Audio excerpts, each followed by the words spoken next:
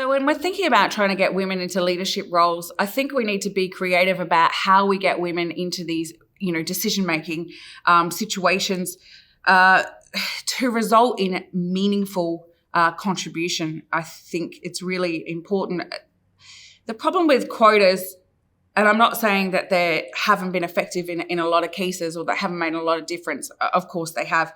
But the problem with quotas is that the measurement tends to become the outcome as well. Like they get conflated. So the question of having, 30% or 50% or whatever of women around a table, we decide to pat ourselves on the back when we've achieved that, because as if that were the outcome that we were trying to achieve. And of course, it's not the outcome we're trying to achieve. What we're trying to achieve is women's meaningful participation. So if women are just getting around the table and the rules of engagement haven't changed and the structures haven't changed, and women are there because they're essentially being proxy men, because quite often in these situations, there will be powerful men from, family members or from parties, when you look at political parties, that are still sort of determining what it is that woman can contribute.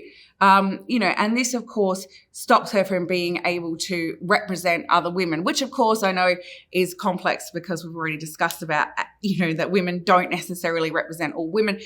But essentially, if all we're doing is counting the number of women rather than their ability to make a meaningful contribution and their ability to have an impact on things that matter, that's a real problem. And I think an example of that is that quite often women get sidelined off to women's issues, like women, oh, you're a woman, so you should work on gender violence and, families and child protection, but, surely not finance. Well, of course, we actually have to get women into these positions whereby they are affecting the allocation of finance, for example.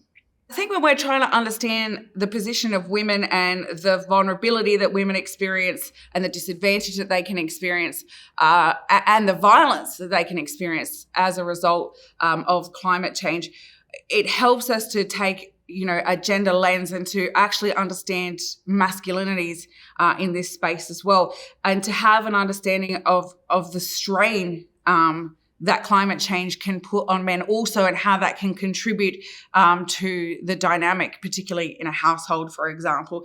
So obviously it's different in different cultures.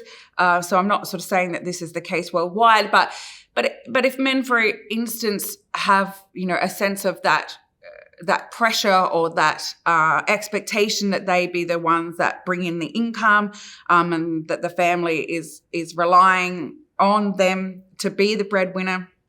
And, climate change creates all these changes in conditions. That means that whatever it is that their business was that they were doing, or whatever the circumstances have changed to undermine their ability to actually provide a household income, or that household is under more stress than it usually is. This has impacts upon, men's identity, of whether or not they're achieving what the things that they're supposed to do, and their expressions of masculinity. And it is, it is well documented that when these things happen, there are spikes in violence in domestic settings.